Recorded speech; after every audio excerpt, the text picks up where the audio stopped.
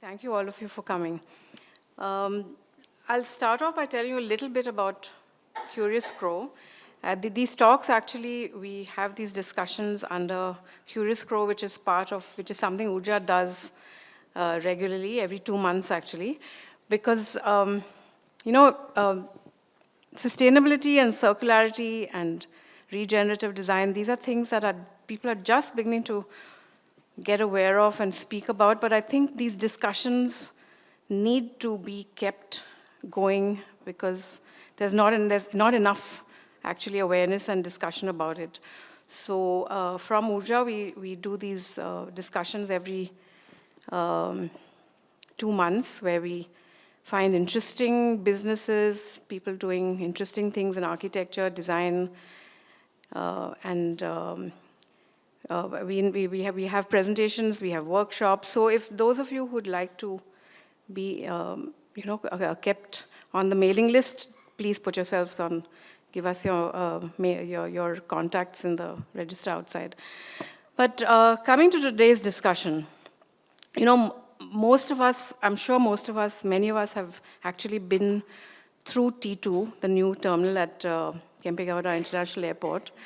And of course, there was this lot of hype before it even opened about a terminal in a garden, and there was lots of lovely videos floating around and stuff. And so it's easy to get carried away with just its beautiful design. And now that it's open and we've seen it, it is a beautiful design, But there's a story behind it which actually, which I thought was worth talking about today and bringing to people, because they do far more than just aesthetics. It's not just about aesthetics at all, actually, and the backstory is really interesting.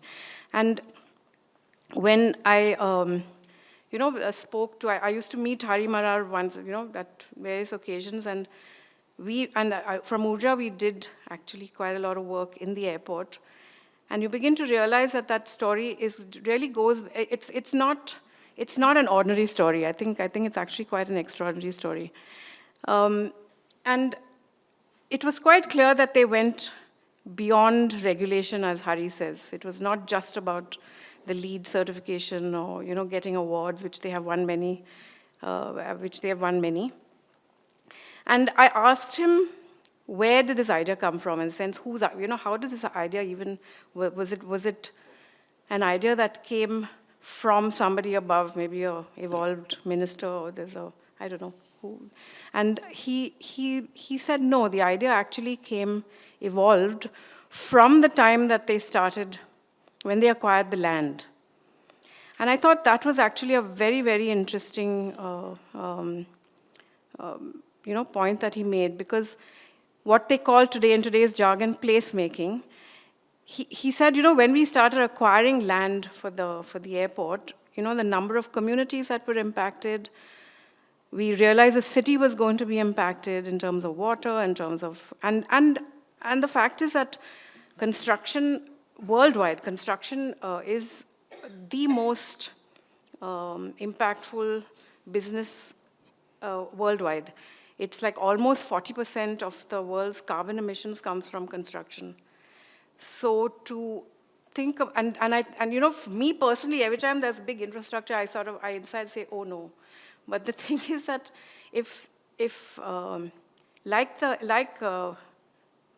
if people think about how they could go about lightening the footprint in big infrastructure projects, and I think BIAL has proved that it is possible to do that. It is possible to think about it every step of the way, to think about the communities around it. I'm not sure how many big infrastructures think about the communities that are around their projects. And that's what they do, and I think we have two of the foot soldiers of the sustainability department here who will tell you the story of what they do on a day-to-day basis and how they keep that going. So, yes, and sustainability is actually not just about carbon footprint. It's about, the large story is about people, the people who work within the airport, the people who pass through the airport, the people who live around the airport. And that story is also very interesting. But anyway, without taking up further time, I'll invite Mr. Sridhar up to do a presentation, after which we'll discuss a few things.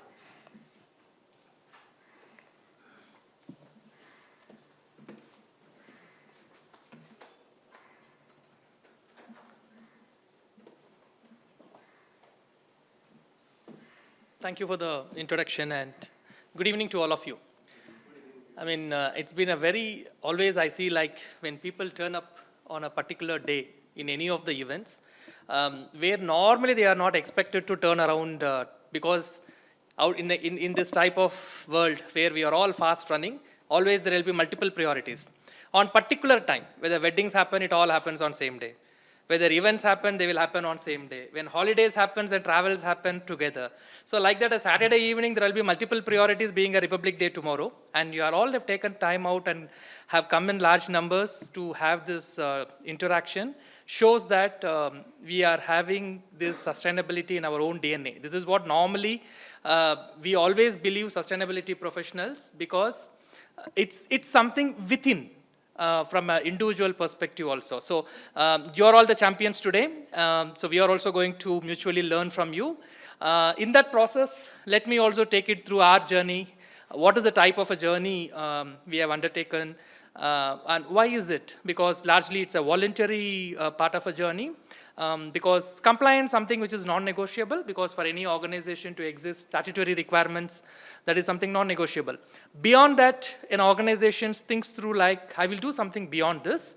There are reasons to it, like how we should be, be contributing and also be more responsible and achieving a responsible growth. So with that, the slides are plenty. Let me give you assurance. That is only for the purpose of the agenda being given by the organizers.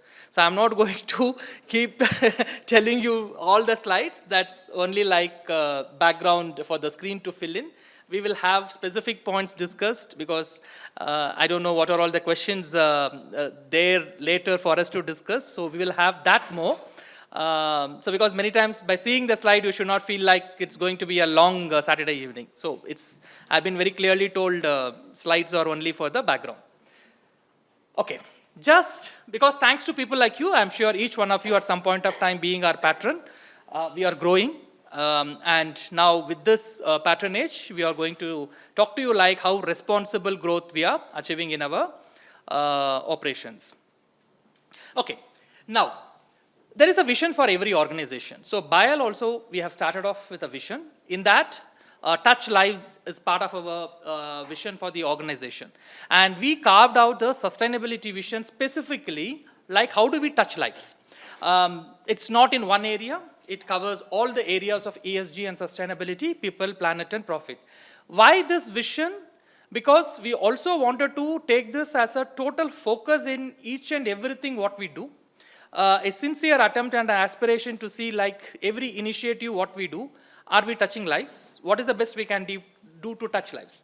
Whether it is within, external, the community perspective, the people, planet, and of course, how many of you will agree with me that profit is also a part of sustainability?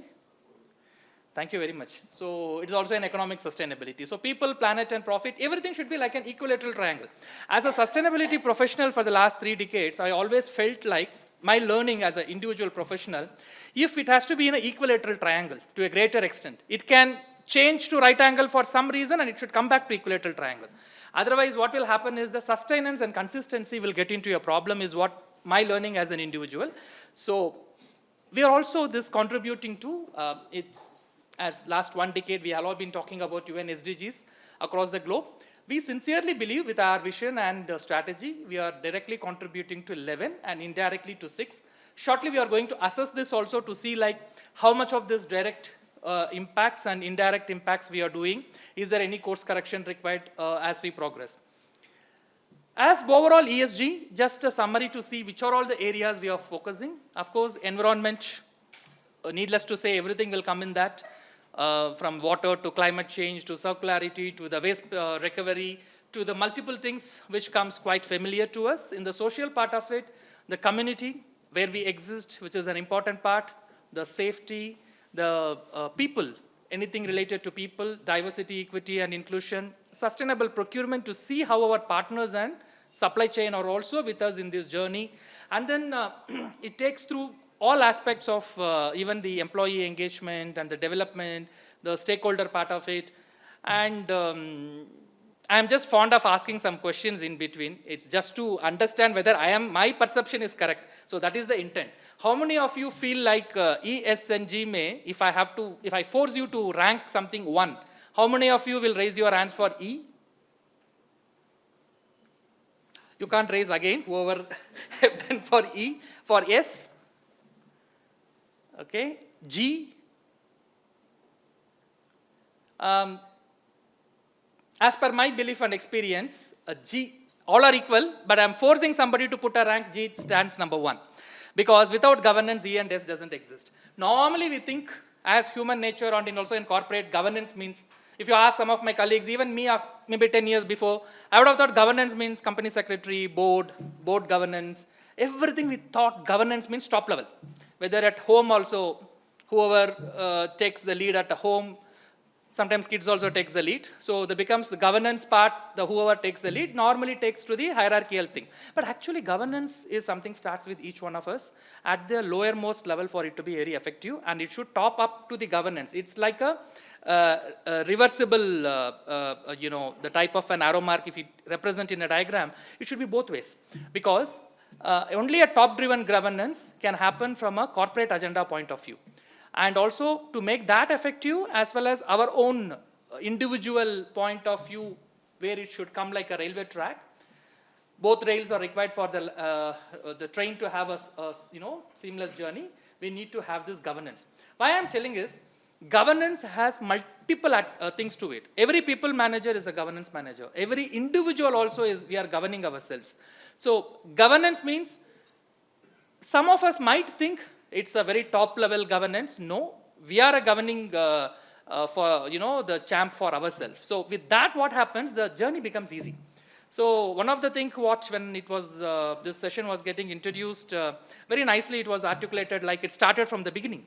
Because this was one of the early stages, like how we bring this as a step-by-step points, where it is not just like a requirement from the top, from a vision point of view, it has to be governed across in whatever we do. Sometimes we think why governance sits in ESG and sustainability. Because, one last question for the day from my side, then I'll take questions from you. How many of us think governance, earlier I said starts from within us. How many of you normally feel governance starts within us? Within us. So, and this governance, why is sitting in ES and G? So it should be part of ESG governance or organization governance. In simple terms, are there 2 Gs in an organization? Very right. It's not. Many of time what happens is jargons many people, professionals think like ESG also governs. There is another governance mechanism on the city. Here my simple message on learning sharing is like, when we say sustainability, environment, social governance, ESG, in whichever lens and framework in which we talk, it's a combination of the activities which happens across the organization. This should not be seen like a domain. It is a lens through which we see the organization. That's all I wanted to submit to you to think through. ESG should not be seen as a separate domain. Maybe a department will be there to facilitate. We feel we are a catalyst function, wherein which we are part of every function of the organization and try and see how best we accelerate. So when we start thinking through that, this is part of an organization, it's part of everything. It comes back to the point like, how do we touch lives in every part of our initiatives as an organizational DNA. So that was the entire foundation in which it all started. We also need some strategic pillar to hold the vision. So we have come out with the 6 key strategic pillars and 3 core foundational values.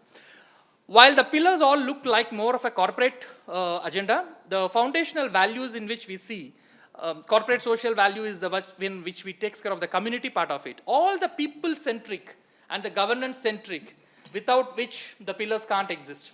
The behavioral change, when we introduce that, even in my own home, they overheard a conversation when I was talking with, that was those COVID days and other thing where the virtual calls may 1 or 2 words comes out. They said behavioral change and all being driven. Whose behavior is bad and how come you are telling that behavior has to change? That was the questions even my own kids asked me.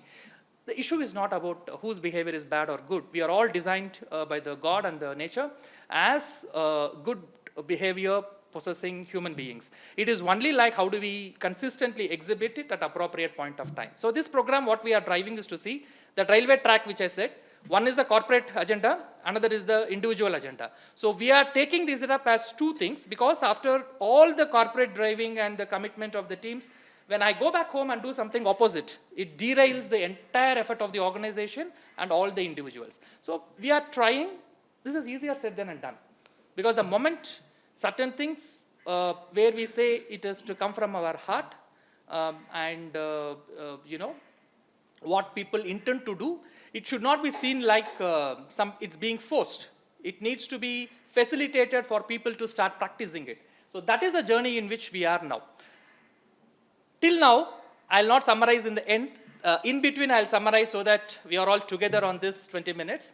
We have said like there is a vision. We have started off every initiatives, whether it is related to the company within the operations, organization, community, and the people when they go back home, and also the governance part of it. We had a strategy, and we also relooked the strategy and pillars in a year when the entire world would not have expected us to do that. Any guess?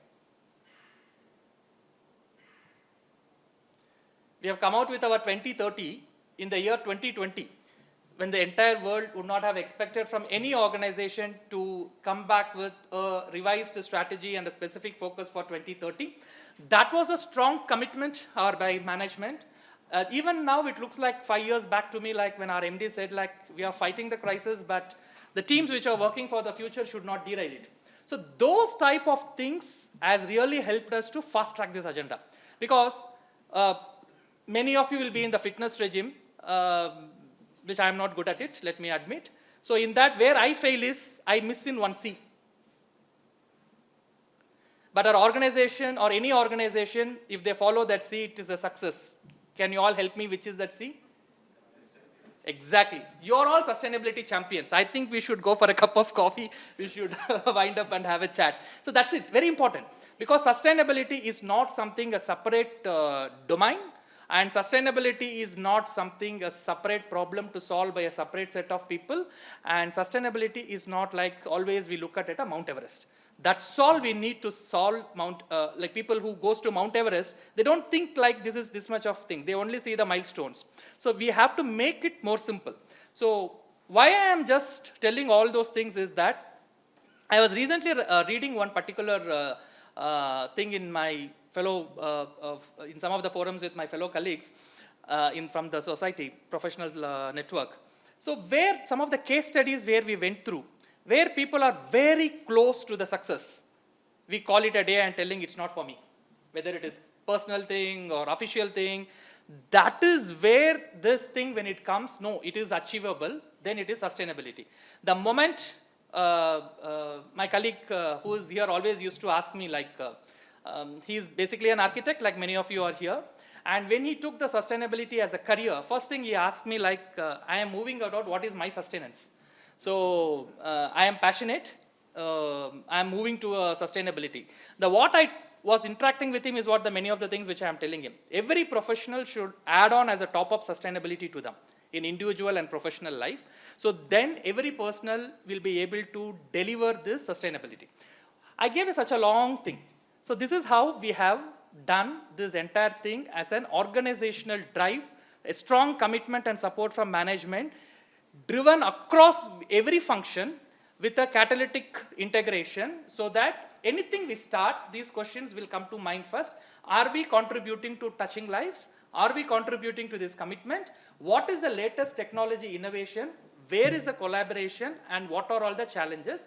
And how we are going to come together to solve this? So these are all the things in which we start. So when we do that, I'll take the next 5 minutes to see what all has come out of it. Water stewardship, when we say, what all we have achieved in that, I'm sure the moment when we say water positive, the questions will come. how do you achieve the water positive for such a large organizations? So today we are at a 2.36, which means more than double of our consumption we are replenishing to the Mother Earth. We are also, in addition to that, recovering 2/3 of our potable water requirement from our own rainwater harvesting systems. Earlier, what we were doing, we were taking it from BWSSB, the Kaveri water which used to come, which Bangalore city also cherishes it. So now today, that much of water, 2 million liters, we are not taking it. That much is available for the society. So that is our contribution over there when we say water positive. We can try and connect to whatever I said last 10 minutes, like touching lives in each and every action. Here, the intent is to see in our action, all three things will come into it: people, planet, and profit. When I say profit here, we should not take like from an economic sense, we should take from a business security, water security point of view. The main thing is, it is impacting 2 million liters of water is given to the society. People part is taken care. And also for the planet, we have created a circularity in the water harvesting there itself. We are collecting the water, we are consuming it, bit of an evaporation also happens, the rain we also used to get it, and also the incessant floods and other things which can happen with this huge climate risk what is happening nowadays, it also acts as a buffer zone. So one intervention of water, we are covering the operations, we are covering the community, and also we are trying to give this water security part of it. This is a journey which it continues on the water part of it. How many of you could have come across last year in the newspapers about this? Bangalore Airport has achieved something. 1 year is a long in our life. Even I don't remember 3 days back newspaper. Don't worry about it. So we are here to reignite it. So we have achieved something 7 years ahead of our target of 2030. We have committed in 2020, peak of COVID, that we will achieve a net zero scope 1 and 2. In case if some of you or somebody getting exposed to the carbon inventory, GHG, greenhouse gas emissions first time, there are 3 types of inventories which every organization track: scope 1, scope 2, scope 3. Scope 1 and 2 is something which for any organization in our direct zone of influence. In simple terms, scope 1 is all the vehicles and the DGs and other things owned by us, the petrol, diesel and other thing. If it is a process industry, even if the boiler fuel, all those things are part of a scope 1 owned by the organization. Scope 2 is nothing but the electricity what we use. If we use 100% renewable electricity, scope 2 is 0. Our airport, we consume 160 million kWh per annum. As we speak now, which will keep increasing as we expand with the business growth. It's 100% renewable. So our scope 2 is also 0. So the net zero, scope 1 and 2, we committed net zero by 2030. We have achieved that 95.6%, highest elimination by any Indian airport till now in 2023 itself. So we have achieved the net zero requirements of scope 1 and 2. Now we are working on scope 3. What is scope 3? Scope 3, we have around 15 categories. In simple terms, these are all the activities with our partners, suppliers, and other concessionaires, everybody who exists within that campus, as well as the supply chain, who are delivering the products and services for us to deliver the experience and the services for the passenger. So all those things for every organization will come in the scope 3. Scope 3 is an indirect part of it, but going forward, scope 3 is also an important thing for every organization to have a credibility in this. So this is something which last time when you traveled, how many of you gone through Aero Bridge or by bus? Any airport? If you go by Aero Bridge, you would have seen one equipment called bridge-mounted equipment. I'll try and bisect this thing from a passenger point of view. I'm trying to avoid maximum technical jargons here. See, earlier what happens, if you take this as a case study for the, for the BME part of it, when an aircraft comes, lands, we all come out, and then there are a set of passengers will come in. Till that time, that 30 minutes, 45 minutes, whatever is the turnaround time, the aircraft has to get ready. So, but that time what will happen? You need energy, lights, and all the basic things for the things to perform. That time, aviation, the engines will get switched off, but there is something called APU, Auxiliary Processing Unit, which will take the flight fuel, aviation turbine fuel, burn it, and then provide that energy, electricity, everything for the aircraft. So what happens, because it is burning aviation turbine fuel, it gives emissions then and there itself, several thousand tons in a year of carbon greenhouse gas emissions over there. which is not good considering the type of a climate change impacts. So what we have done is, today as we speak, for all the contact stands, when I say aero bridges, when we walk, 99% of that adoption rate we have ensured to make that emission zero. That particular emission I'm telling, that is one of the scope 3 indirect emission. Any guesses how we could have done that bridge mounted equipment? Even when I go as a passenger, I will not have much time to see that. Next time you can just think about it. If you are not able to see is fine, but you can just think about it. Turnaround time now it is powered by renewable electricity. Bridge mounted equipment, fixed electric ground power, that FEGP, what is written there. So we provide the renewable electricity because all our partners also who exist in the 4,008 acres campus, everybody is provided renewable electricity by us. So those emissions become zero. So the turnaround time, no compromise, no emissions. So we are able to remove 30 to 40,000 tons per annum. And we are also now working on non-contact stands, also this infrastructure. So like this, we have to dissect this into the probable opportunities. These are all voluntary in nature. When the journey had started, it's all, some of the things are very unique to us also we have done. Not only from an aviation perspective and overall perspective, because it was the commitment of the management and the aspirational teams to see like how we can take this forward to make a meaningful difference and impact to the stakeholders. I'll not take much now because we spoke about, maybe I'll touch about a little bit of circularity.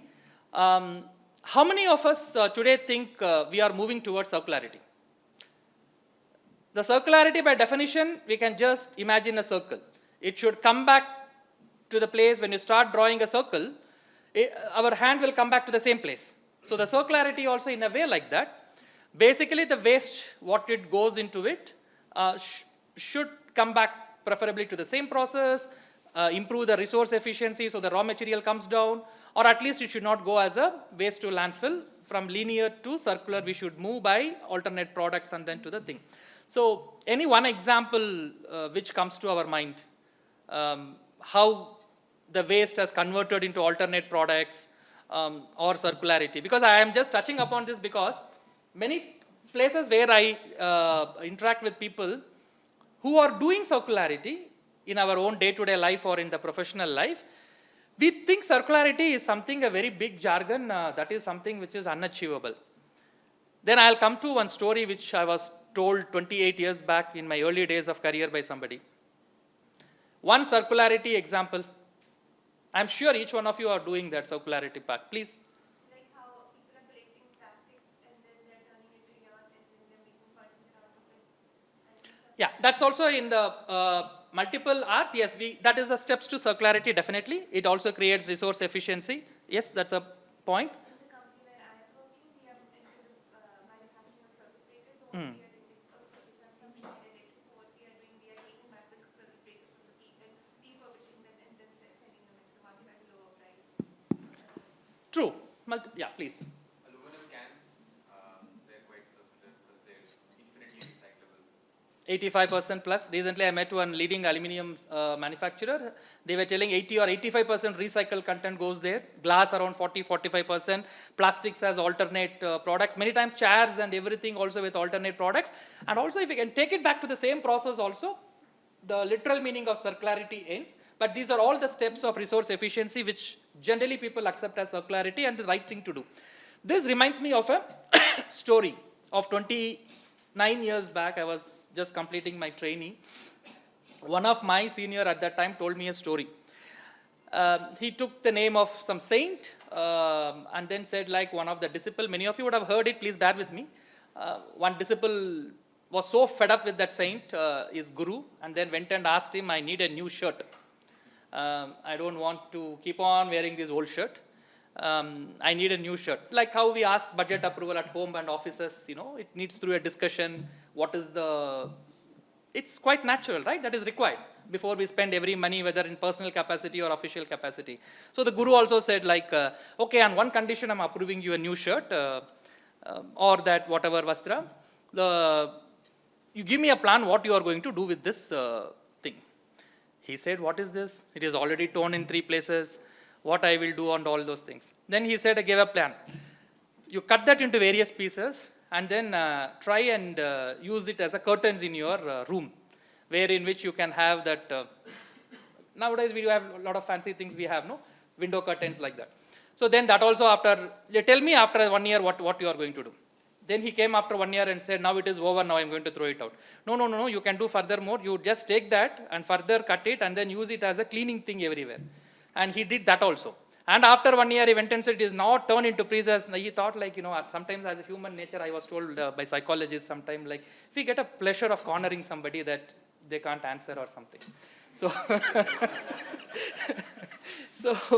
so this guy thought, oh, I made my day, now what my guru is going to say. I'm not a psychologist, I heard this. So then guru said, no, nothing, then you just take this, put it as light thing, your batti is there, no, this, what do you say, this lightning of the lamp, oil thing. You put that as a thread over there. This guy did also. Now, next time he can't say anything for this. Next time he said, no, it is burnt off everything. I am now just going to put it into the water. He said, no, just put 2 drops of water and put as tilak.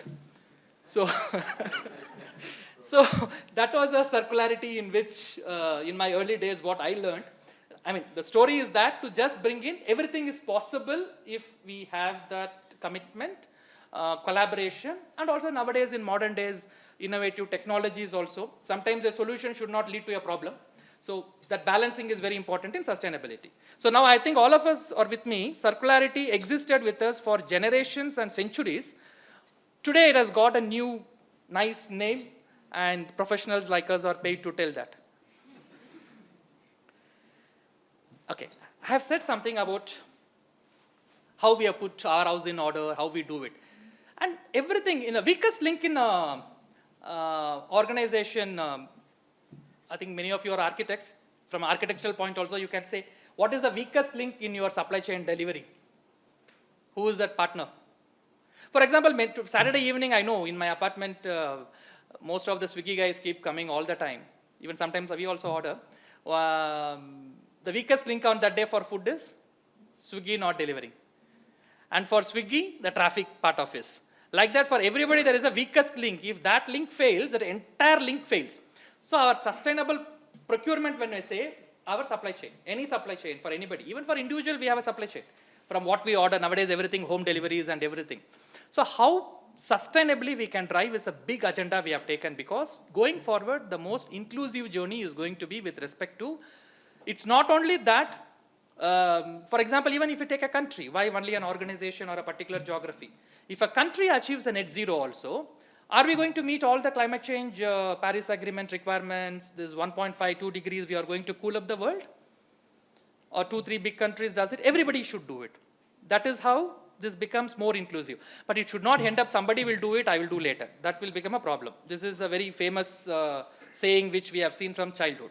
So that becomes, again I'm summarizing there, we need to have a point by point steps when we are taking in our actions. We need to apply through this lens. Community is an important part. I'll take 2 minutes and conclude. Where in which we have multiple things, water-related initiatives, the cultural part of it, health part of it, very big interventions we have done in the education part of it, adopting government schools and driving a holistic education in a collaborative way.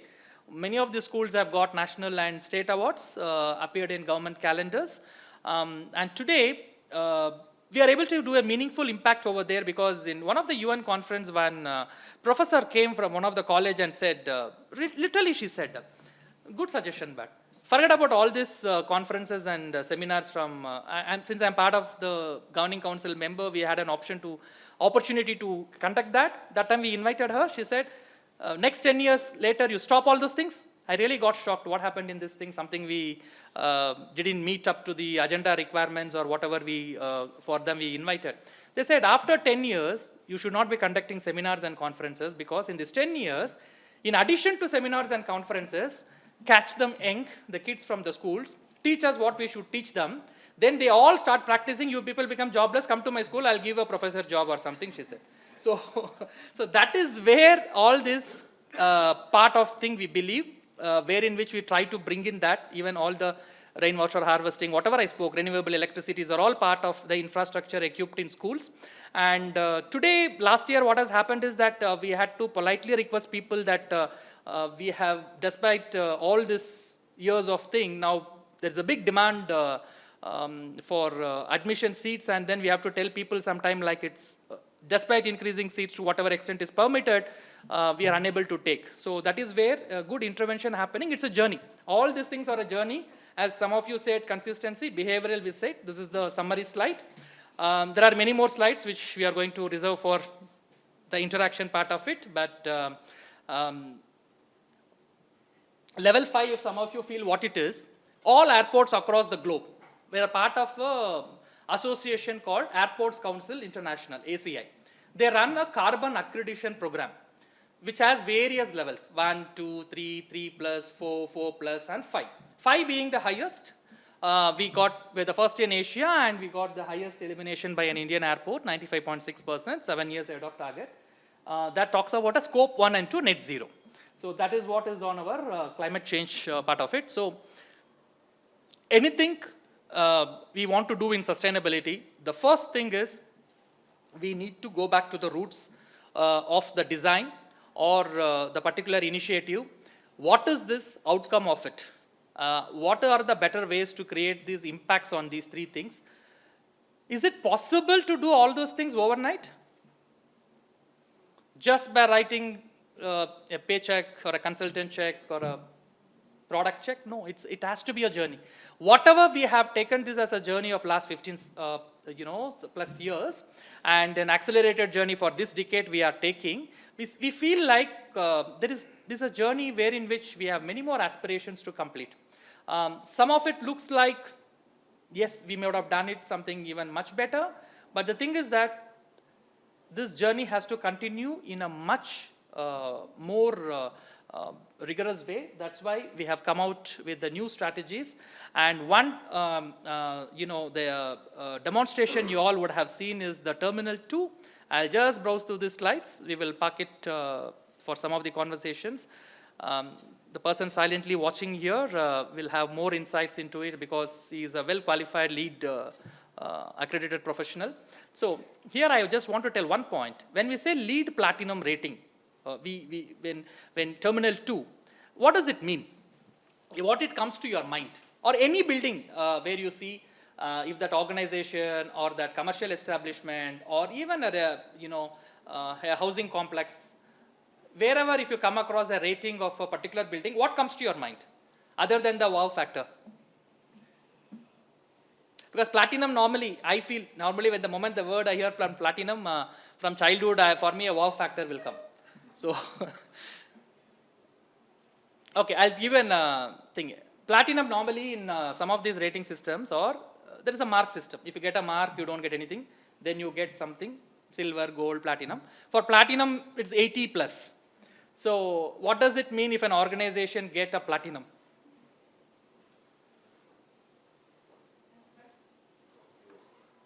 Sorry? Thank you. The good part of it, I'll come to the balance 20% part of it. So, yeah, summarized well. So that is the best, or whatever is possible to arrive at the architectural design with respect to whether it is rainwater, water efficiency, energy efficiency, renewable electricity, skylight roofing, the type of material what we use, renewable material, how we take care of people, how the waste is managed, recycled, and how there are certain construction materials, the local sourcing happens within 400 kilometers, depending on the framework guidelines. All those things of people, social, everything gets touched upon it. The other part of it also we have to see like, thank you very much for complimenting on that. The other part of it is also there is something which still the journey has to continue. Because always the challenging ourselves continues, the framework also will evolve, technology and innovation will evolve. And we will, as individuals and corporates, we have to adapt to that innovations and technology and also be part of creating innovative technologies. So that is how this levels of, every level of this aspiration will keep increasing. And then a collaborative achievement will take us towards building a sustainable future, translating into environment, economic, and social benefits. And thank you very much and for patiently bearing me. So my entire intent of sharing some of these thoughts is to just to reignite our passion and thoughts that by creation, we are all sustainable, savvy people with the type of last century or whatever, the type of lifestyles or whatever we say, I'm not getting a right word, some of us would have got those DNAs in a dormant stage. So the first thing what we normally should see when you go back and try and in your which you are already doing, which you want to take it further, it's to make people believe that this is doable. This is a journey when we join hands, the technology, innovation, and collaboration in a consistency way, we can do it. Consistency is very, very important. This is a marathon. Each one of us will have to continue to do this marathon, and this will be definitely, that passion will drive this, the commitment towards building a sustainable future. And whatever aspect happens, the geopolitical tensions and everything, if some country is part of climate change or not, end of the day, the people and the entire globe will move towards this, because in each and every aspect of it, these things will happen. So with this humble submission, I'll submit over here. Wish you all the very best in your own journeys and what you are doing. Sustainability is something for us is always achievable. That's all we should feel. Sustainability, 20 years back, always people used to see, wherever I worked as my organization as a consultant, solar installations will not happen because of the payback issues. It used to be like 20 crores, 30 crores, 1 megawatt type of thing. Today you see that solar and all those things, sustainability is one thing, and it is also doable and affordable. So today's technology, which something may be hampering us, may be an opportunity for the future. So the innovation and consistency will take us over there. Thank you very much.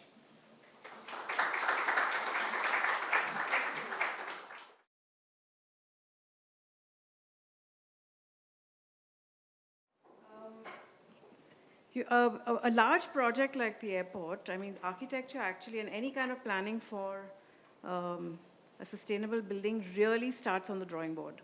In the sense, the way it is built, the materials you choose, that is a really large part of the story. So do you want to just take us through how the entire, architecturally, how this was planned, and in order to save energy, in order to, for even for behavior change, for people who are using it, how did the architectural team and the design go about it? Thank you. Am I audible? Yes. When it comes to architecture, when it comes to green buildings, the paramount aim of any green building would be to create a healthier space, and wherein environmental and energy conservation is taken care, because when you speak about green buildings, they speak more about site selection, they speak about water conservation, they speak about energy efficiency, indoor air quality, and the materials and resources what we use.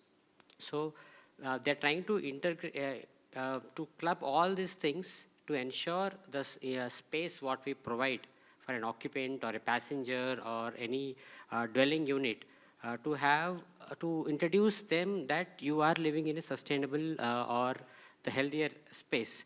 So when it comes to drawing board level, as soon as we start working on any green building, when we had an aim of going to a green building or a sustainable building, we look into as an integrative design, as LEED or any rating system conveys that it should be an integrated approach wherein all the stakeholders are being put across and convey what exactly they need. And company have, as we had sustainable development goals, which we are trying to achieve, or visions. So we try selecting a couple of things, and we select them that these are the priority things which have to be highlighted in our green buildings. Green buildings just add, green buildings are like we add more value to what we are trying to construct. It is more than what it is as what you say, routine thing, which has to be done. Sustainable buildings are beyond compliance. When it comes to NBC, all the buildings are in line with NBC, but when it comes to green buildings, they are beyond NBC standards. No, when you had talked about the materials, you are doing a life cycle analysis on materials, on sourcing, taking the trouble to source local materials. I mean, tell the audience a little bit about that, okay. And how you all went about doing an LCA, or And the choice of materials so that there's enough of natural light, things like that. Okay. Life cycle assessment, before, as I said, at integrated design level, we thought let's build a building which has low embodied energy and which has less energy consumed so that we achieve our target of building a sustainable building. So coming to LCA, life cycle assessment helps to, what you say, associate to understand what all the impacts, even negative impacts on environment are going to happen by the material what we use. So what we do for that, whichever material we are going to choose, we just do the life cycle assessment to understand what are the embodied energies and what is the water usage, what is the waste generating out of it. So we do an environmental impact assessment on that particular products. We'll come to know what are the carbon emissions, what are the acidification happening due to the materials used, and eutrophication happening. So this helps us to, when we have an aim of having a low embodied energy material building, so we just classify all these things. We use a couple of softwares like one-click LCA, and we'll be able to understand, let's pick and choose these materials. Materials will definitely, when we compare, mostly in all the LCA, what we do an LCA of a building and we compare it with a baseline building. So when we compare with this baseline building, for example, of a T2, when we compare with the baseline building, the materials what we choose, we have reduced about 27% of carbon emissions and about 34% of acidification, like 25% of natural non-renewable energy generation has been reduced. So these impacts have been reduced so by using those products. And when looking for all with the materials, now that you have to choose materials with low embodied energy and stuff, was it easy to get local? Was it easy to locally source all these materials? Yeah, it was. Because that also counts. Yes. So for low embodied energy, at least in the market of India, we hardly get materials which has environmental product declaration available. So what we do is major elements like interiors, especially plywood, gypsum, these kind of professional materials have EPD declarations available. Whereas when it comes to concrete, there are many cement plants which are giving their, for example, Ultratech cement, what we used. We had a EPD declaration, and that helped us to get our ambition, our aim of getting a low embodied energy. But we had faced some problems in sourcing EPD materials. But you also talked about actually the concrete, in the sense concrete, as we know, is got a really high carbon footprint. And you said that the concrete blocks that you'll use had a percentage of fly ash which came from local steel industry. Because we have steel plants. So the concrete percentage came down in the concrete blocks that you'll used. Yes. On concrete blocks or cement reinforced concrete, what we do is we tried getting fly ash, but because it's not locally available, we used granular grounded blast furnace slag, which we can get it from local steel manufacturing plants.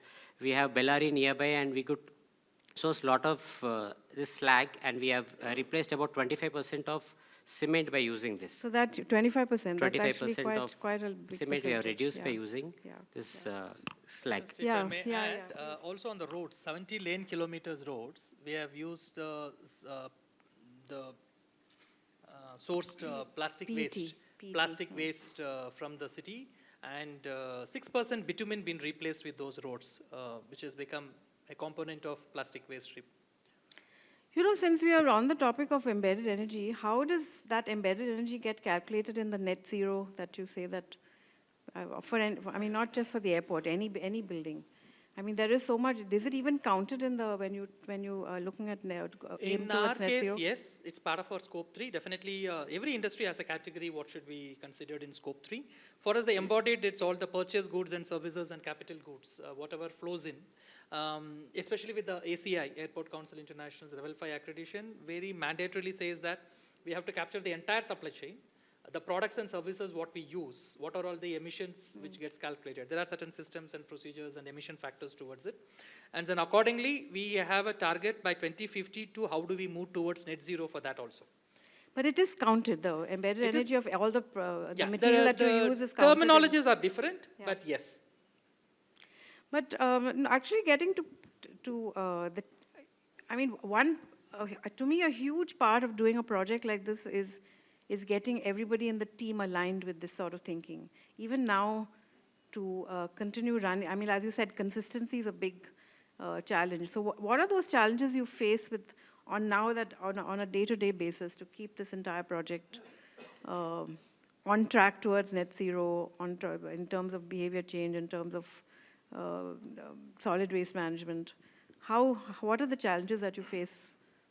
So one thing on that, before coming to your question, like also whenever a journey starts like this, which always I believe as a profession as well as also as an organization, that we should not be thinking who is not doing. This is what we always try and convey. Nobody gets punished. Nobody gets punished.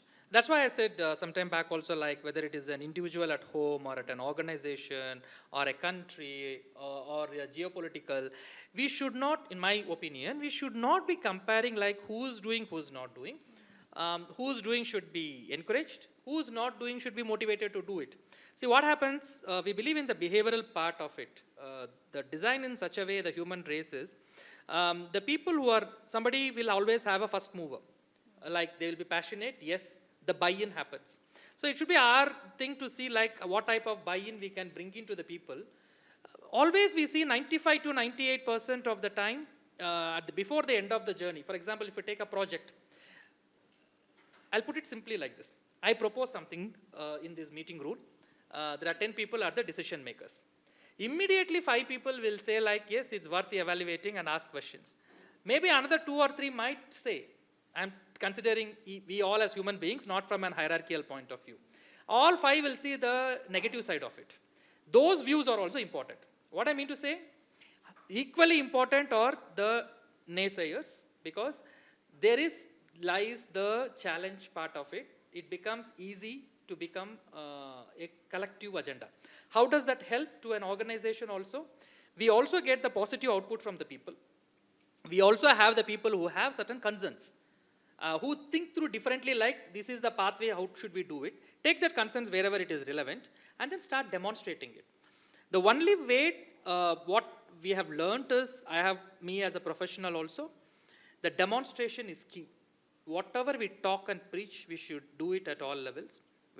That's why I said that some point of time when we go back home and do something differently, even the family members will not, though we make a living out of a profession, they don't even give a credit to if you don't demonstration.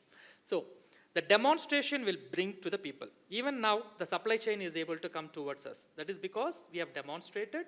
The people are seeing like, yes, they are largely doing whatever they are committing. Wherever they have challenges, also they have a solution to go forward. They are telling like, I'm ready to join hands. In that also now, we are going in phases. We wanted to take the first lot of the thing which we are working. To see the demonstration, the inspiration will bring others. So nobody can be left out in this journey. Everybody is important. It's not just going to happen only because of a group of people. With this approach, what happens? We are able to understand the challenges well in advance. So what happens if each one of you or in the team says, yes, let's do it. One time it is good to accelerate it. Sometimes we don't know what is ahead of us.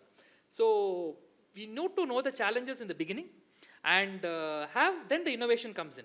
So every different view can create an innovation, and then that can remove the challenges. If you say challenges are not at all there, in any life or corporate, without challenges, there will be multiple challenges. The moment this strong foundation comes into it, yes, we are together, we have multiple views, and we have creating an innovative solution, the challenges become opportunities. That's how we look at it. Now, today, our biggest challenge is like also like how do we get the sustainable aviation fuel buy-in from all the stakeholders. So the same approach, we are now taking it up with all the stakeholders, and then see a buy-in like how it can happen. As an airport, how we can facilitate the infrastructure for it. So this is one example of it. So to conclude to your answer, demonstration is the key. Yeah, practice what you preach in a way. But this aviation fuel, that the biofuel, is there, is it becoming is it growing as a demand for, and is there enough of supply of biofuel? Okay, we are not going to solve the challenge today, but yes, that is where it is like last couple of days also we had European Union delegation was in India with the regulator and all these stakeholders. We had 2 days, all the stakeholders, we had a good discussion on way forward. 3 steps potential exist. This is like the solar story which I said that time.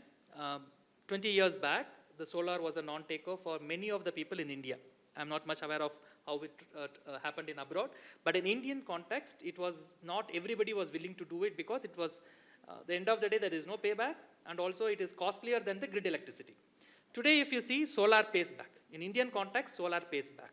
People also, takes care of the economic sustainability and also the environmental sustainability part of it. Sustainable aviation fuel has got lot of opportunities. The challenges, as you rightly said, is the supply chain. A consistent supply chain for the oil producing companies so that when we buy from them, we will have a consistent supply. So people are working on it. These are all a bit of an early days, but things are happening in the right direction is what I feel. We also have committed voluntary commitments of SAF also we have committed beyond the regulatory guidelines recently have come out. So 10 years from now, if you give us another opportunity like this with the same audience and an even more audience, I think like this renewable story, I think we should have a sustainable. That is the aspiration, but challenges are plenty. Our confidence is that with all the stakeholders, with the right way forward, the journey is not too far. Okay, you know, when Fani and I were having a conversation a couple of weeks ago, you said that the BIAL buys grey water from BWSSB. Is Yes. that correct? And yeah, it's always been actually when Bangalore has this huge water issue, to me, I always felt one solution is that it would be really nice if communities, like Indiranagar just used its own sewage, recycled it, and we didn't just flush it away and it disappears somewhere to contaminate some lake. But you think that is possible since the airport does it, and you're actually buying grey water, which I thought was amazing, which was used for your garden, I think for the plants, it's used for the plants. Do you think it's possible at a city level, okay, and this, Mr. Sridhar, you're off the record, you're not talking about as a BIL employee, but your own opinion. Do you think it's possible for Bangalore to solve some of our water problems if we are able to treat our sewage a little more It's for respect? me or for Funny? For me? Okay. Yeah. Somebody said, of course. Who was that? Okay, yeah. Definitely. It's all about, yeah. Definitely, and it's already started happening. There are multiple plants in the cities which are treating the sewage, and that's how we are getting the water from them. We are getting it from the city-treated sewage plants. That is for non-potable purpose we use. See what happens, we treat our entire sewage and recycle it for internal purposes, non-potable purposes. And in addition to that, for all this huge landscape and the type of a biodiversity landscape what we have created, we need a lot of water. So we buy city-treated sewage water. That is from the city infrastructure. And then we buy that and use it for non-potable. That also, one point, we have IoT-enabled sensors. Even if it is a grey water which is purchased, through IoT sensors, it senses the moisture, temperature, and feeds the system only what is required in the strategic locations for the vast landscape. So this is something which is being adopted across the country in various cities. The plans are evolving.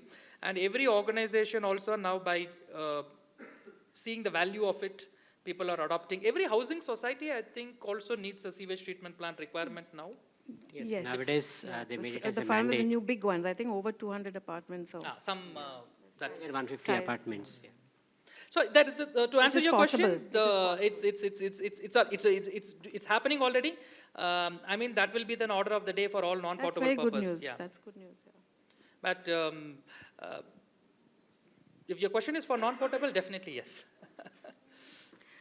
To add to Sridhar sir's thing, in our Terminal 2, we use this recycled water even for our chiller plants and cooling towers. We just do some treatment to that so that the scalings are not being formed in the chiller plant. We are using 90% of recycled water for chiller plants as well. That reduces significant reduce in the usage of potable water. Yeah, no, that's good news actually. Anyway, one final question before we open it to the audience. See, there's a common perception that sustainability is not profitable. Organic food is, they say, more expensive. Going sustainable is more expensive. So, is it profitable? 3 answers to your one question. One is, again, I'm fond of the solar example. Beginning of a journey, some technologies, before the innovations and scaling it up, might look which is not profitable. And some might immediately promise. So I was talking to one finance guy in my one of the professional network who asked a similar question. My team brings in a lot of things, and I'm not able to see because they commit, this is 3 years, that is 5 years, some not. What is your take? In a, one of the common professional network like this, we were talking. So I said, as a sustainability professional and also as a every human being, we can consider sustainability in 3 buckets. It is short-term profits it can give, every action. That is one bucket. Immediate payback or 3 to 4 years, very attractive financial professionals will know here, attractive payback which will immediately goes through as a human mind. Second is medium term or a long term thing, which goes slightly thing. And there are third thing, which will ensure our existence, which may not show up in P&L, but it will show up our existence. So if these 3 things are put together, everything should be profitable. 2 in P&L terms, 1 in creating an existence for ourselves. And 1 in well-being. I mean, it's not all about money. Yeah, true, very true. No, we have to exist to reap the benefits of the first 2 benefits. So that way, a thoughtful, innovative, well-built sustainability initiative, any part of the globe, every appropriate technology should feel put into these 3 buckets. 2 are monetary paybacks, and the other is taking care of the existential thing, which comes back to the people and the planet part of it, what we spoke in the end. First 2 maybe the economic sustainability. All are required. I think it's slowly changing. Believe me, in one form or other, what I worked in the last 3 decades, if I put forward, it fits into the ESG terminology of the profession today. With that, I am telling, because those days there was no ESG or something, no, 30 years back, the terminology was not thing. Things have changed a lot across the globe and the country and everywhere. People are giving value to sustainability. There are people who have taken a larger commitment. For example, whatever we explained about BIAL, it's a very strong commitment. And there are a lot of people who have taken it up this now, we want to do something, which I'm seeing it from our own supply chain. There also we bifurcated from the large, medium, and small vendors. So even the smallest of the vendors, they say that within our own bandwidth, we want to do something. So it is the right demonstration, and bringing together these people is the key. I know that's actually very good news. And I think on that positive note, let's open it up to everybody.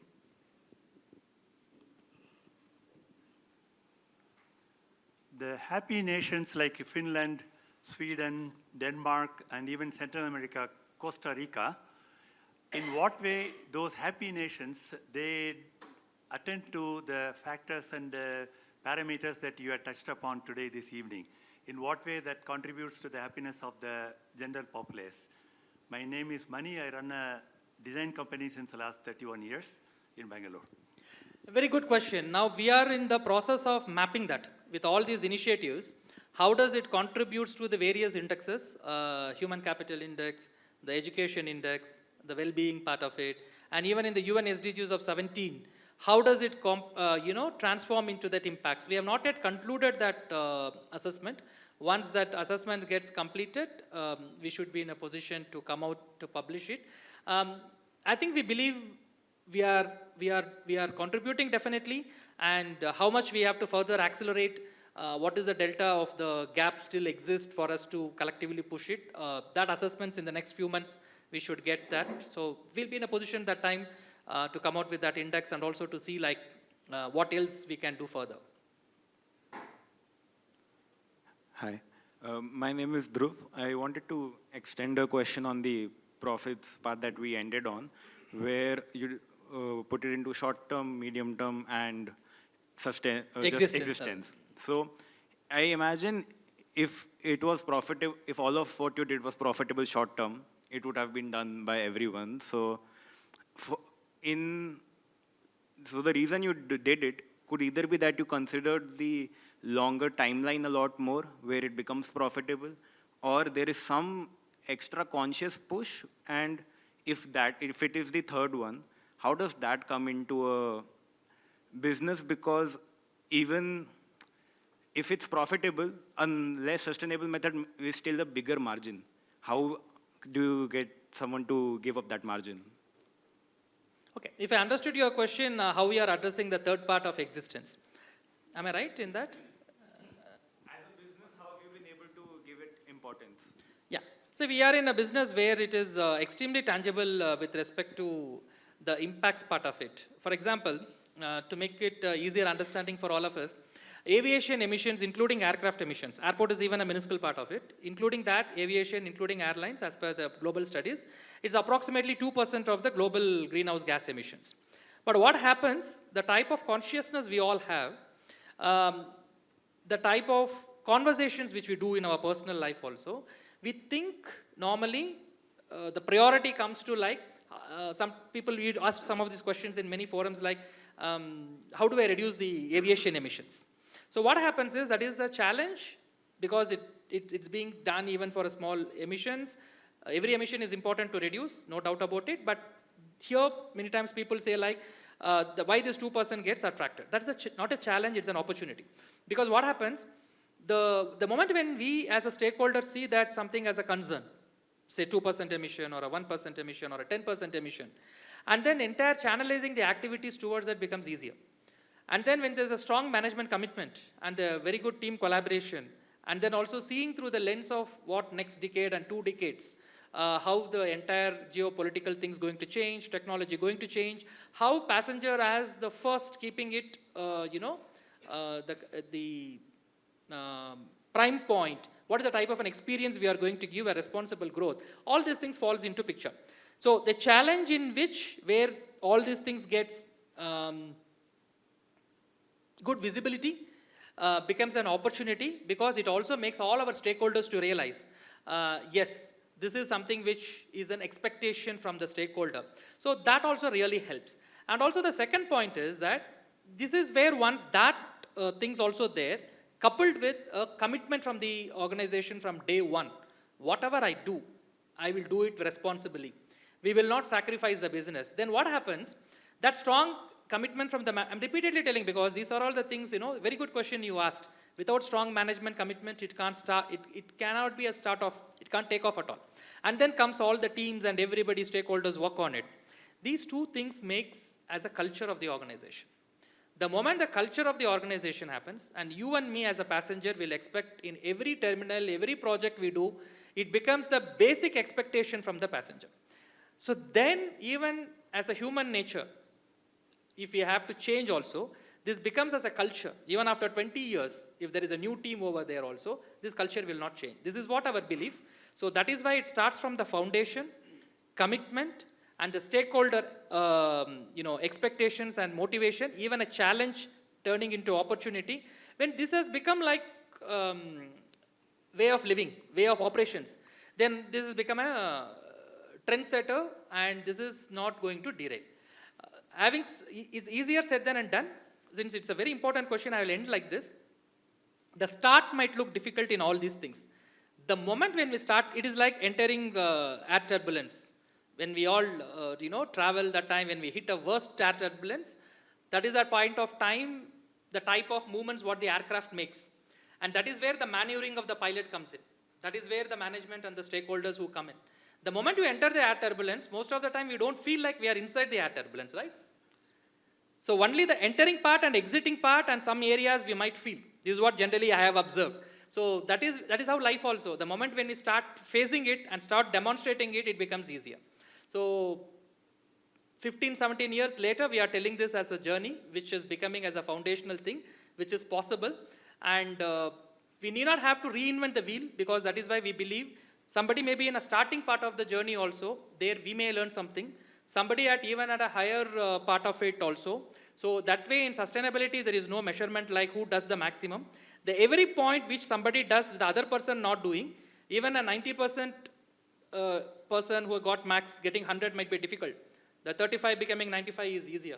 So that way this collaborative learning will happen. Very long answer for you because I just wanted to see because most of the time, 20 years back and all, if you see, it used to get shot down. Sometimes, jokingly people used to tell also that, not in the organizations where I worked, but I heard it, people jokingly used to tell, when you go with a proposal of 20 years back, this is going to be the norm, that time some people say this team will not retire by that time. So that is the type of jokes also used to be there. So now it is not the case. There will be challenges for every person and organization. The moment you enter this challenge, this is the norm. When you said this is the culture, people will expect that day in and day out, then we will not have a choice to change it. Hi, my name is Vaishnavi. So with respect to, like you rightly said, you have the Platinum Lead certification, which is obviously the best in terms of standards. But let's say you had to approach this again, or you had some key learnings. Is there anything you would do differently now, and maybe in another terminal, or maybe in terms of a future framework for such projects so large and intricate? What would you do differently? The person who is already doing, I will leave the mic to do. To make it, it's a good question, because these many days following NBC was a mandate, and it's becoming, everybody are doing it. And nowadays, it is very difficult to build a non-green building, because material availability is there, people have knowledge, and people are if you look into market, if you want sustainable materials, they are available now. As to answer your question, what we are trying extra is we are trying to work on some rating system like well rating system. We are looking into taking care of the occupant. Previously, these many days, when it comes to LEED or IGBC rating system, they are focusing more on energy conservation. Whereas with the technology grown, every equipment is energy efficient equipment now. So the focus we are trying to shift from energy efficient to well-being of an occupant. How can we improve the indoor air quality of the occupant? How can we improve the indoor views, outdoor views? If you see the terminal 2, when you are inside, you have those bells, wells, and you have good greenery inside, which are good for views. But what we are thinking is these things will act on a microclimate as well. This way we are able to do energy efficiency, like these microclimates are able to reduce the temperature in that zone. The energy efficiency we are able to achieve by reducing the energy required for cooling. So our next target would be working on more well-being and health of the occupant. Yeah. Just to add 2 more lines to it, these all exist in the current scheme of things also. What happens is these frameworks used to capture what Fanny is trying to say is more from a particular aspect. So now we are also expanding the lens of the frameworks to capture and bring it from a rating point of view, just to see where do we stand to further up. Because the infrastructure is one thing, the other thing is also the type of behavioral change programs what we do. Like how we can also build into these various frameworks. Because frameworks and ratings, we go from a what is the value it gives to us, not from a certification or a rating point of view. That is a secondary benefit of it. The primary is that to see through from this lens of people and planet both. Green buildings, of course, takes care of the well-being. It also takes care of the people, how their accessibility and all those things. But now we are also trying this framework certifications point of view to see like, is there anything further we can do? Because this type of infrastructure development keeps happening. As everything happens, the next, we always used to challenge ourselves, what next? So for example, if we come out with a particular project, once we cherish on that for a few hours or a few days, like the team feel good factor. Now, I always believe that we also should challenge, very good question you asked, like how we could have done this better. Getting 80, 85 is fine. What about that 15? So next time how it can be 90? If there is a technology problem and innovation problem, what is the type of collaboration we should do, with whom we should do? So these questions comes up. Because once everybody starts doing this, I'm sure 10 years from now, the rating agency also will change the platinum from 80 to 90. No, but not just, I think our question was, okay, you are starting on a new phase of T2. Is there anything that you are doing differently which you've learned from doing That's what I'm telling. phase 2 of T2? So what would... See, let us also keep some surprises. So it is in the design stage, because everything we try and see what best passenger experience we give for our passengers and customers. So that's an evolving thing. Sorry for not fully divulging. No, because we like surprises. We need to have some surprises. But one thing what we can assure to all of you is that you can be rest assured we are trying to see like how best we can challenge ourselves to see better. So my indirect answer was like, how do we bring in this 80 further? though the rating agency may not specify it, the remaining points, which means we get 80, 85 points, means there are certain things which there is a scope to take this journey further.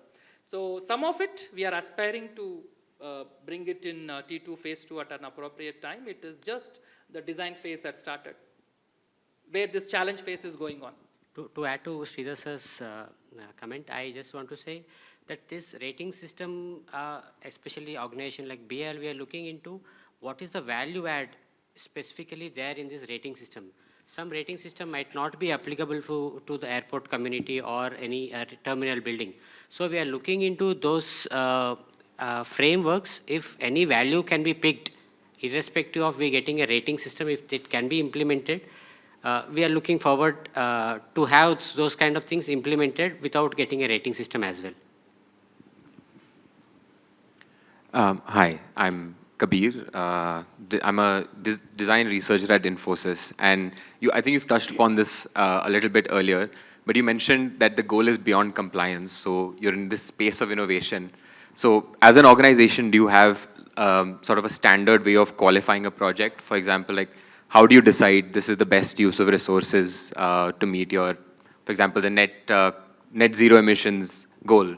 Like, how do you decide the aerobridge is the right use of resource at that moment? Do you have any standard guidelines that you've developed? Yeah. See, what happens is the moment when we understand the problem, then we also have the different tools and frameworks for us to, bisect that problem into multiple dimensions of the inventory items. So then what happens then, for example, in net zero, we have scope 1 and 2 is relatively lesser number of line items. In scope 3, we have 15 categories. In that 15 categories, we will have further bucket it down like first is that measuring.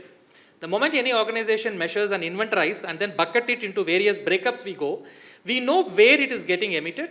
For example, if we take up an emission point of view, and then why it is getting emitted, and then what is the current mechanism, and what is that is required to do that. For example, when ground emissions led to among that 15 categories when we came down in multiple breakups to the ground emissions. One of the thing came is like the aircraft when it is preparing for a turnaround time, it has got a big scope of several thousand tons of emissions which are happening. It is not even indirect, though it is a scope 3, it is happening within your own premises. Then what else we can do? We can't burn the aviation turbine fuel. Then what is the technologies which we can collaborate with people? So no compromise as a passenger, we need that comfort when the turnaround is there, when we enter it, we need that electricity, that energy, everything. So then the thing came like electricity. Then became a backward thing like integration, like if this electricity also emits some carbon emissions, maybe lesser than an aviation turbine fuel, but it is not as zero, then why it can't be renewable electricity? So anyway, we have started off this journey with the renewable electricity to start with from 2016-17 itself. Then why can't we make it like 100% renewable electricity, not only for aviation operations and all to the entire concessionaire and the ground services also, and whoever is our partner inside the airport, we should get a renewable electricity 100%. So this type of one example which we took, which led to multiple actions. So the action which started in scope 3, which also helped in scope 2 by 100% renewable, it becomes a scope 0. So it is understanding the problem, breaking it up, root cause, and probable solution with an open mind to see like what is that in the 3 buckets for the, sometime back somebody asked, which I said, short-term benefit, return, long-term return, and then existential crisis. If you don't do this, for next 20-30 years, what will happen? The 2050 scope 3 net zero, whether it is really achievable. Should we wait till 2050? So these are all some of the things makes the solutions faster. Some become low-hanging fruits. That low-hanging fruits are also very important in the sustainability journey. Thanks for that question, because that is where the demonstration and inspiration for the people who are sitting on the fence to also to jump in, internal or external stakeholders in any organization. So seeing is believing, and that in sustainability, it has to be practiced 24/7 consistently, and also these low-hanging fruits, we should not shy away from it. Low-hanging fruits will take the journey faster. Then people will be geared up for the next phase.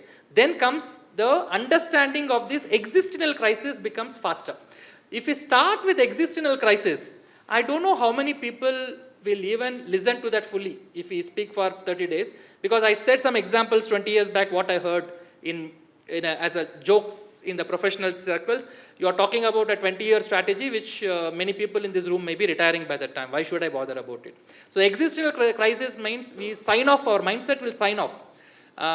Maybe it's not my problem, I will retire. Or maybe I may not be in the world after 20 years. That type of things will come. Now, then the thinking through like, yes, what I cherish, somebody else also, my next generation. I believe this hanging short-term, medium-term, parallel or one by one as the organization feels comfortable will make that existential also the breaking that barrier. I think first row also a couple of them raised hands. Yeah. So, good evening. My name is Priyatam Karn. I am a PMO consultant at PwC. And since BIAL Airport is built by Larsen and Toubro, the contractor is still my contractor. We are building another green project nearby to the BIAL Airport only. So my question is, like as sir was answering the first question when the Q&A session started about the green buildings in parametrics mostly exceeds the expectation of sustainability compared to NBC, which is National Building Codes. So what are the similar codes or any standards that our India has, or we just follows the United Nations guidelines? First part. Second question, as someone asked from behind a very good question about profitability.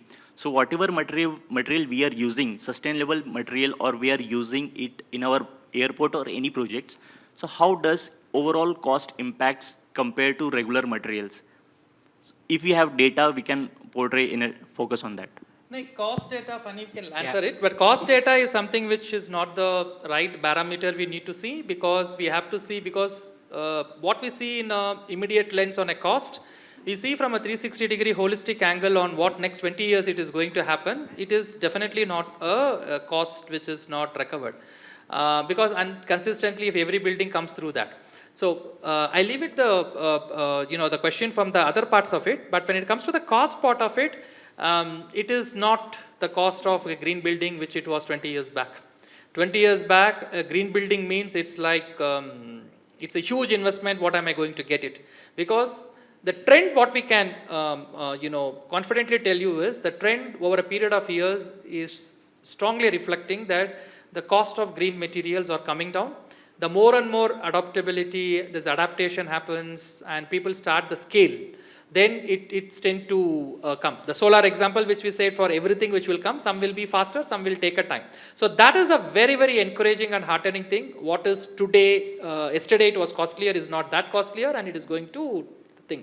I think your next part of the question, I'll leave it to Funny. He's the right person. To add to what Sir has commented, on if you see any material these days which are coming up, every material is a Green Pro certified material, and they are coming up, they are able to show us their custody, what their material has come from. All the furniture these days are coming with the FSC certification. As you said, it might be maybe 5 to 10% premium which you have to pay to get a sustainable product. And coming to cost, people, especially these days, for example, as you said, you are working for a Big Four, Big Four, and many organizations are encouraging organizations to just have 10% more of contingency to spend more to have a sustainable product, because you will have a long-term benefit. ROI will be a bit later, but you will have a ROI on it. For example, a 5-star AC, what you buy with a 5-star rating would be a couple of thousand extra, but when you compare with the power bill, it would be far less than a 3-star or a 2-star AC. Coming to the first question, what you asked on any standards, I think NBC also has recently come with a chapter 11, which is focusing more on sustainability. That will suggest, it's at a pilot stage, but most of the green building concept which have to be considered at site level, location and transportation, efficiency of material, efficiency of getting into the life cycle assessment of product before you choose, all these things are part of this. And as I said, all the organizations are, especially L&T or any organizations, to add a USP for the product or the construction date, they are trying to show it, trying to make it a green building, or trying to show that they have followed sustainable practices as a USP for the product or a project. So in that way, in near future, maybe by 2030, all the buildings will go for green building certification, and people at lower level also, at residential dwelling level also will get into that behavior of practicing sustainable practices, so that reduces the impact on the environment. Thank you. Yeah, I think you've done a fantastic job at our airport, and we all love our airport in Bangalore. In fact, when we travel, quite often, we are comparing other airports saying, but Bangalore airport is much better. So having done such a good job, and there are so many airports coming up all over India, are other airports coming to you to find out what you've done, or is there some way that you're able to spread this good work to other airports? Was my question. Thank you for your motivation. So basically, we have these forums like Airport Council International, where each one of us in our areas where we take this journey, we have an exchanging platform. We have sessions, we have committees on various topics of sustainability, wherein which both at Asia Pacific regional level and also the world level also, which includes the European and North American airports. So we have called that committee called World Environment Standing Committee at global level, and Asia Pacific Middle East region also a separate thing. So that is a forum in which where all the airports come together and then share their journeys of their areas of excellence and the journeys, challenges and problems also, where that is one professional thing, one of the professional thing, there is multiple thing exist. From an airport perspective, this is something specific to airports, where people exchange. When we have inaugurated the Terminal 2, we have also got an opportunity to present this entire journey to the fellow members, like what were our challenges and how did we took it forward and what were our successes. Like that, the other airport successes also, they also do it. So that helps not to reinvent the wheel. Each one of us can learn and pick from each other, so that the journey also can become faster. So everybody has a role to play in that. I think she has raised long time back. You said no. No, one last question. Okay. So yeah, I'm a waste management buff expert or whatever. I have a big project very close to the airport, and out of a private agenda, I want to know what is the status of your biomethanation plant? Yeah, it's in the stabilization stage. Shortly, we should be in a position to have officially declared. So we are in the process of completion. Which begs the next question. Would you be open to take waste from communities surrounding you? We are actually working out a plan on that, how do we take once the plant gets inaugurated and then see the capacities around it. We have a plan. We should be come back to that end solution shortly. But our intent is that, how do we also support the community and then also to have that stakeholder partnership. At this moment, we do not have come out with a clear plan for me to now do it, but internally we have arrived at a situation like once this plants get stabilized and then see how do we, I don't have a number how much type of thing, but the intent and the entire working is towards how do we make this more of a stakeholder together journey. Sure. Yes, I was just going to say keep in touch. Yeah, okay, one question, come. Okay, there's one more there at the back. Okay, last two questions. There's one there as well. Three. Hi, thank you for this delightful session. It was really nice to hear your insights. I have two questions. One was, have you all ever considered using construction and demolition debris in the building of new infrastructure? And second is particularly to Terminal 2. My understanding is that, of course, India is one of the biggest producers of bamboo, but the bamboo that's been used at the terminal is not from India. Even the expertise had to sort of come from outside. Also partly, I think, because there aren't proper codes related to bamboo in India. It's engineered bamboo. Yeah, so what have been, if you can maybe share some insights around how it was to sort of work with partners from outside, and what would be your general guidance to policymakers for creating and building more bamboo buildings in India. So two questions, construction and demolition debris and the whole bamboo. Your favorite.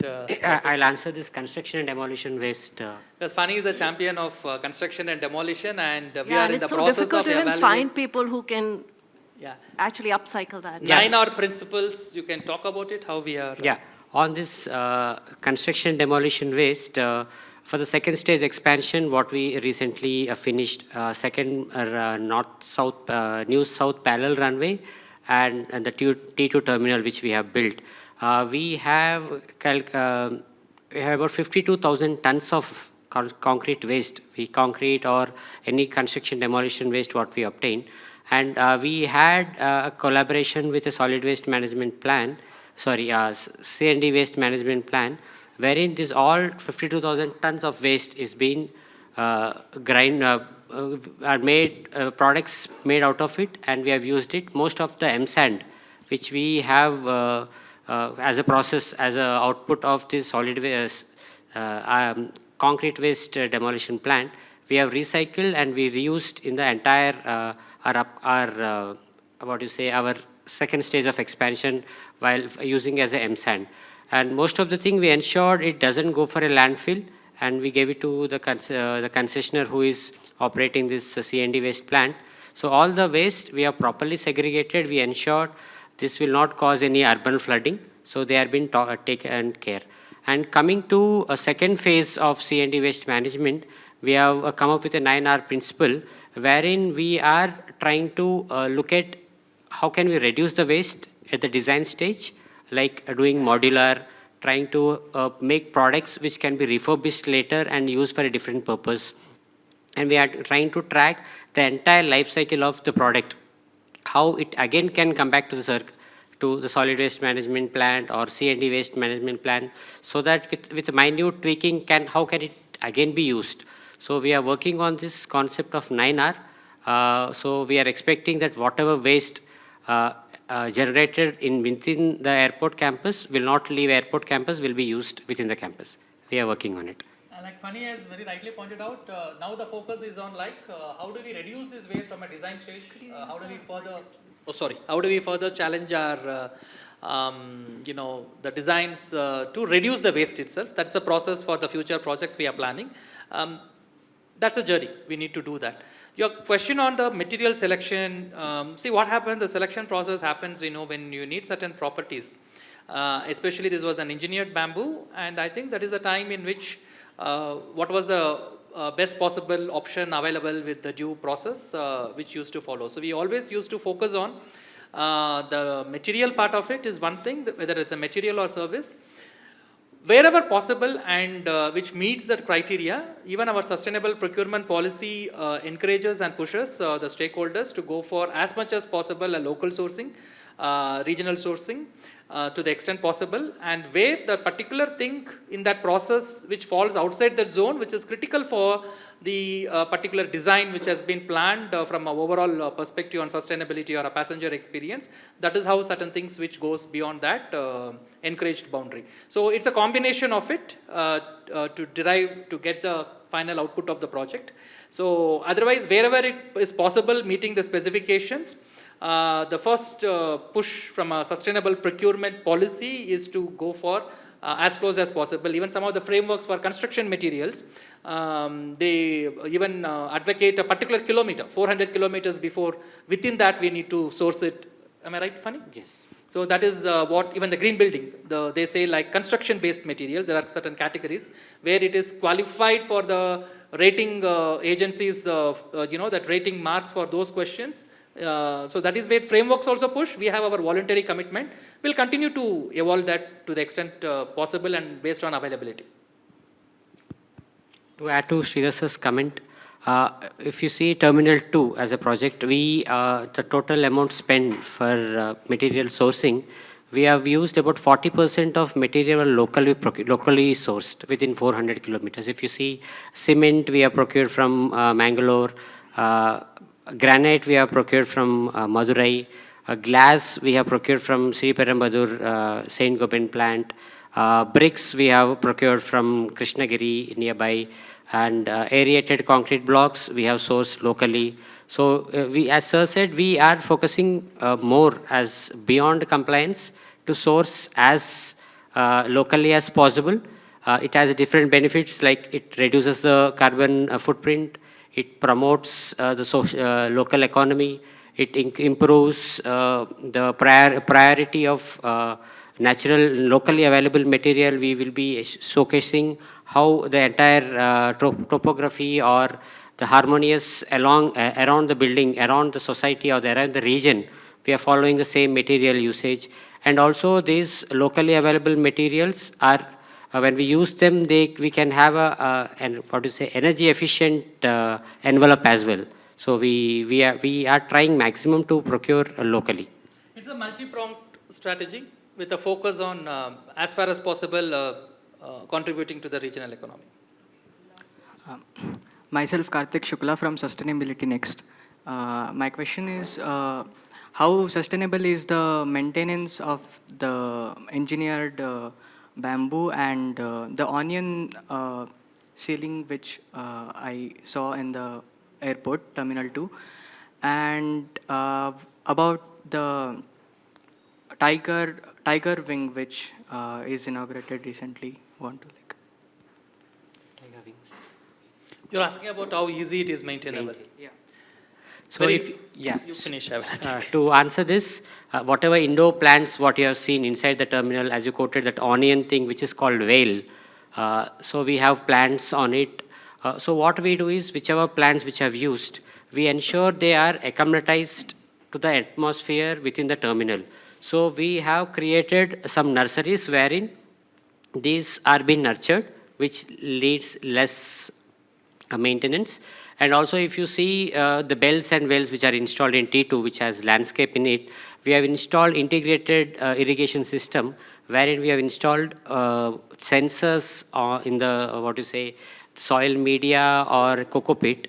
Wherever there is a moisture is reducing, where there is a requirement of water, a little water is being sent there.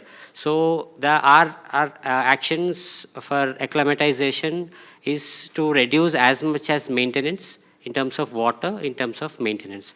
And coming to the tiger wings, what you have specified, I think we have drip irrigation available everywhere, and as I said, we use all recycled water for all the irrigation projects, for all the plantation what we have within the campus. So our main ambition is to have less maintenance cost, so it's been taken care.